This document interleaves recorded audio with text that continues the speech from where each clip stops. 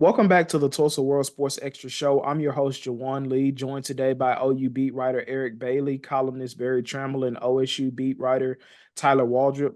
At the time of recording, we're coming off of OU softball's Game 1 victory over Texas, 8-3 in the Women's College World Series Finals. It's been a great season. Flew by really fast. So we're going to get into some OU topics today. Eric, we're going to start with you. During this run to a possible fourth consecutive championship for OU, who has been their most important player? I think, Jawan, we found out that Kelly Maxwell's importance is really relevant. I think what we saw in the last two games at the time of taping, they've won one game. They're one win from a national championship. She's thrown 267 pitches and wins over Florida in the game one win over Texas. It's funny, I talked to her dad prior to the game one win, and he told me a story where Patty Gasso called her 30 seconds after she entered the transfer portal. He said JT Gasso was watching the portal computer, and right after she entered the portal, the phone call came 30 seconds after her name entered the portal. OU knew how Wow. important she was needed to that roster, and we're seeing it now. Kelly Maxwell has been so big for this team, and I think that that's the key. They needed someone to replace Jordy Ball as the dominant pitcher in the circle. Kelly Maxwell has done the job.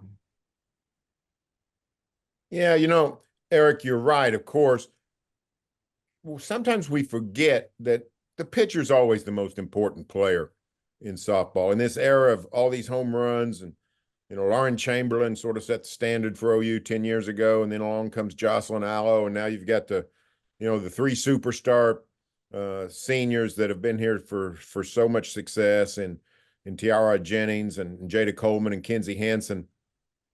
But the circle is where it's all at. And if you're not great in the circle, you're going to be in trouble in Oklahoma City. And Maxwell has filled that void. I assume that if she hadn't signed with OSU, hadn't transferred from OSU, that Patty would have gone out and found another excellent pitcher. But I don't know that she could have got one as good as Kelly Maxwell. Eric, just a quick question before we move on to our next topic, because I kind of got in the middle of last year's run back in June. For you, with everything that went on, Jordy Ball transferring, Kelly Maxwell coming in, was this the toughest run of their championship teams for the past 3 years?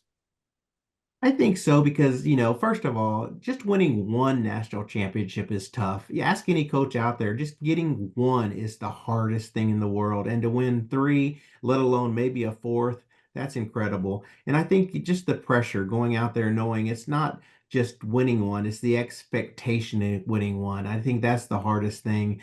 If you don't win one, you let everyone down. You've let yourself down, you've let the legacy of the other players down, and you've let a crazed fan base down. And I think every time you go out there, you feel a little pressure. And I think it's important for the coach to try to let those players play free. And it's those players going out there and trying to play free. There's so much weight on the shoulders of these players. It's been hard. And I think, with the Florida win, when Jada Coleman hit that home run, you didn't see the celebration. It was almost relief.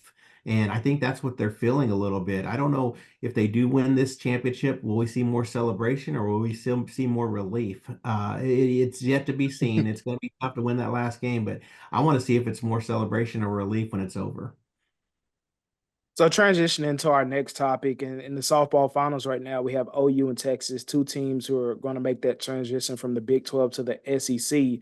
But flipping it to the Oklahoma State side of things, and Tyler, I'll start this question with you. From the football program or the softball program, who benefits more from OU and Texas' departure to the SEC? Uh, to me, this is actually an easy question enough. I think football definitely benefits the most. I think this hurts softball. Oklahoma State, Oklahoma, and Texas together kind of propped up the entire Big 12's RPI numbers. You're going to take out two of those teams, and Oklahoma State, there was already some concern around the program. Just, would the Cowgirls get ranked inside the top eight? Based on the RPI numbers. So I think the RPI is going to be brutal. Oklahoma State cannot have these slip ups early in the season in softball. And also there's less in chances to get these impressive wins. You can't beat Texas and Oklahoma in a 3-game series. So the softball team already made it to the World Series with Oklahoma and Texas. That didn't stop them. So I think softball is the team that it's actually hurt the most by this. Yeah. I think the question is, what do you mean by hurt, Juwan? I mean, if you're talking about just on-field success or status with the selection committees, then everything Tyler said was correct. But let me tell you, the departure of Oklahoma and Texas hurts the OSU athletic department, which de facto the OSU football program. Yeah, the Cowboy football program has an easier road to success, reaching the Big 12 title game, making the college football playoff. But the financial pressure that comes from all the dominoes of OU and Texas leaving, basically sliding the Big 12 down to not to mid-major status, but creating tiers within the power conferences, tremendous financial pressure. We'll see how that affects football. OSU football still well-funded, still has what it needs, but that's the thing that long-term you have to worry about if you're OSU is the separation between the Big Ten and the SEC from the ACC and the Big 12. What are the long-term effects of that financially? You know, Juwan, you said the word hurts. I like the word helps, because I think this helps Oklahoma State with the 12-team playoff. It helps them. The path to the 12-team playoff gets a lot easier with Oklahoma and Texas departure, because they could be the big dog in the football race. They really could.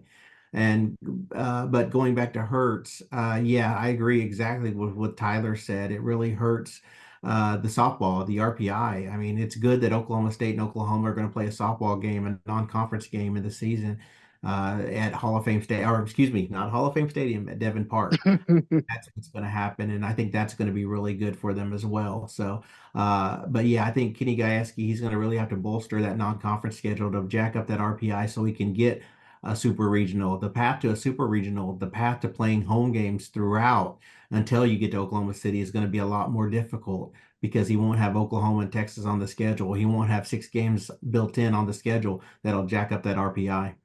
One thing to remember on the softball side, Sooners have been the dominant force for a long time. Texas dominance in softball is a relatively new thing. The last 3 or 4 years under Mike White, the Cowgirls were flourishing under Kenny before that, and the addition of Arizona State, Arizona, and Utah, particularly the Arizona schools, can help in that regard. It's not going to make up for OU and Texas, but the Big 12 did a pretty good job softball-wise fortifying the conference. So if Kenny just beefs up the non-conference schedule some, he can alleviate some of the pressures that this departure causes. Sticking with our Bedlam schools, Barry, you recently did a column ranking OU and OSU's non-conference schedule against their respective conferences. You had OU come in at 13th far as that schedule, and OSU come in at 12th in their conference. Kind of walk me through your process on how you decided to come up with those rankings. Well, I just compare them, and the SEC models are outside of Georgia and Florida, which have been bucking the trend for quite a while. Everybody plays sort of the same model of schedule, and so you really just compare the marquee opponents and maybe the number 2 opponent, the best mid-major, and the Sooners end up pretty far down the list because they're hosting Houston. That's not a marquee game. The people right above OU, Vanderbilt's hosting Virginia Tech. Ole Miss goes to Wake Forest, which makes the road game is a little bit tougher. So there's not a dime's worth of difference, and that's really, but in the second division of these rankings. But that's where the Sooners fell. On OSU's side, I think it's an interesting schedule because they're hosting Arkansas, they're playing at Tulsa, and that's a schedule straight out of 1964, except getting Arkansas in Stillwater. So it's interesting around here from an historical standpoint, the resumption of the Tulsa series, 8-year contract, the return of Arkansas to the schedule after 44 years. But when you compare it from a prowess standpoint, they just, Iowa State's playing at Iowa, Arizona's playing at Kansas State in a non-conference game, Central Florida's playing at Florida, Colorado's playing at Nebraska. So it really comes down to the way OSU could move up. Is Arkansas better than SMU? People have actually SMU ranked pretty high in some of the preseason stuff. Brigham Young and Texas Christian both playing Southern Methodist. So that's really how I came down to it. You know, Okay. if you want to put OSU up at 10 or drop them to 13, most of these schedules are pretty similar. Just what your preference is in prioritizing them. You know, Oklahoma, I think Barry had them ranked, what, 14? Is that 13. correct? 13th. 13. Okay, yeah. And you look at Oklahoma's schedule, their non-conference schedule, they got Temple, Houston, Tulane, and Maine. So you look at that and you don't say, wow. I mean, there's not that wow factor. And Oklahoma, they were required to play a power 4 school in this year's non-conference. The SEC required them, and the power 4 school that are playing is Houston. Out of the Big 12. So that's the Power 4 school. I had a chance to talk to Joe C., and I'm going to write a story about this coming up pretty quick on future Oklahoma schedules. You know, with Oklahoma going to the SEC, I was really curious. You know, you're going to have some tough schedules in the SEC.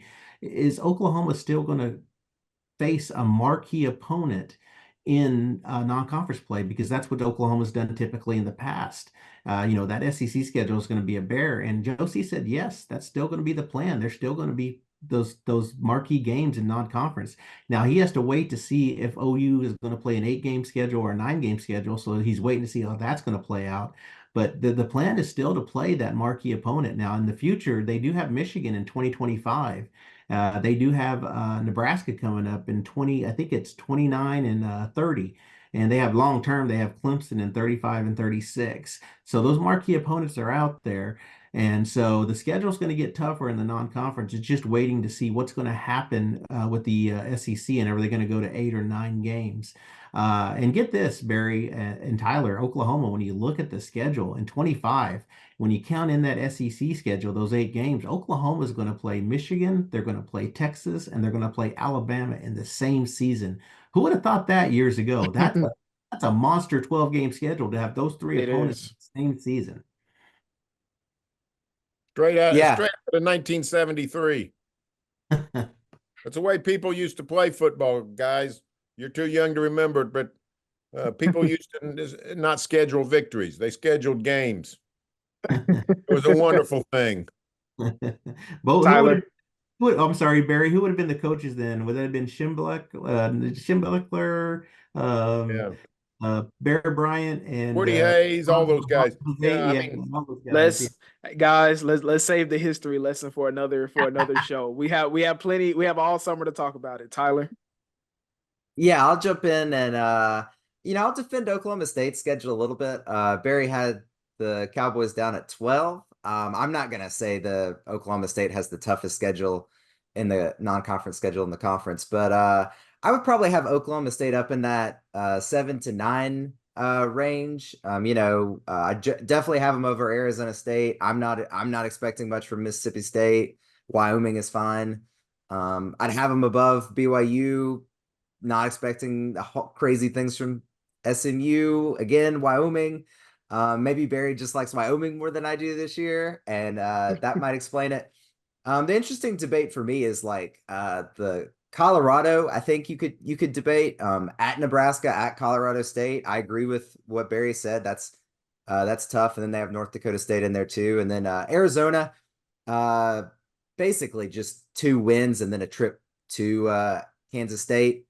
I don't know. Kansas State could be really good, so maybe that alone makes Arizona's better. But I would give the Cowboys schedule more love. South Dakota State isn't, that's not just a gimme like it might look like on the schedule. Schedule in Arkansas, I think Arkansas is going to be better than people think. They need Arkansas to be better if that staff is going to return in 2025.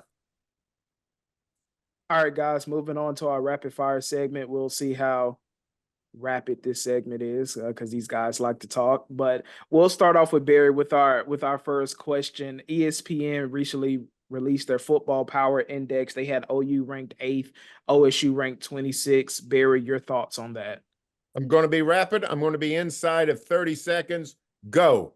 I'm stunned at how high OU is, how far down OSU is. The truth is they ought to meet in the middle, 8 and 26. They ought to be about 15, 16 each, somewhere in there. I am more stunned about Oklahoma State, though. Cowboys 18 starters returning, made it to Arlington. Unbelievable continuity. You don't see that these days. OSU is undervalued. I've been saying the same thing. The last 3 months, Oklahoma State should be at least 18th.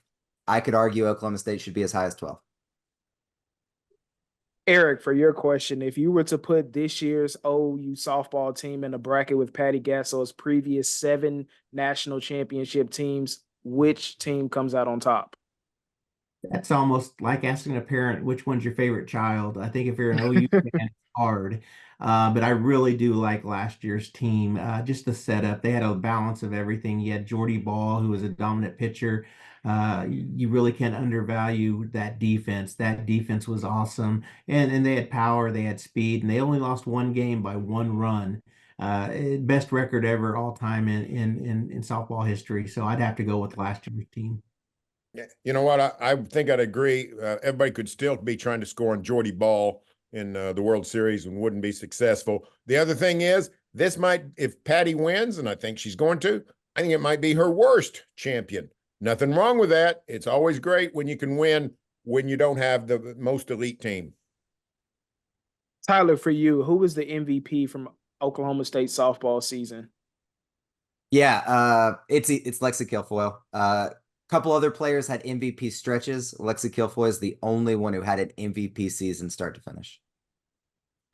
All right, we got through that pretty clean, guys. I'm proud of you. So moving on to our parting shots, Barry, you'll start with you. What do you want to leave our audience with for this week? Something great to look at if you're an NBA fan. Watch the NBA Finals and enjoy the parity. This is the league historically with no parity. Same collection of teams went over and over and over. But whether it's Boston or Dallas that wins, it's going to be 16 years since the Celtics won. It's going to be 13 years since the Mavericks won. It's going to be, I think it's 6 straight different champions, 6 years, 6 different champions in the conference. I mean, in the NBA, unparalleled parity in the NBA. You know, I had a chance last week to go to Destin, Florida for the first time to go to SEC spring football or spring meetings. And I felt like the new kid in school, first day of school, and really got educated on everything. And it was really neat. Got to talk to coaches, got to talk to Josh Heupel, got to talk to Shane Beamer, got to talk to athletic directors, and it was really an education.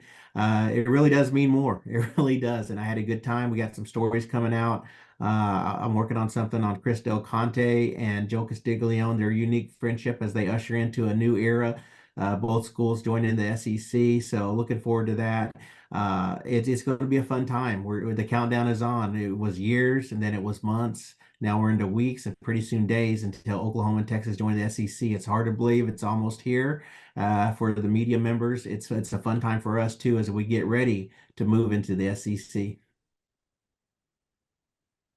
I had Oklahoma State softball penciled into the semifinals in the Women's College World Series. After what Florida did throughout that, especially against the Sooners, I think there's a lot of people like me wondering, what if you get anybody but Florida in that first game? It ended up being a brutal draw that I don't think anybody quite anticipated when the bracket came out.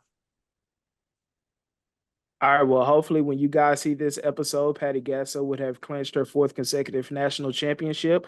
But for Juwan Lee, me, Eric Bailey, Barry Tramel, Tyler Waldrep, we'll see you guys next week.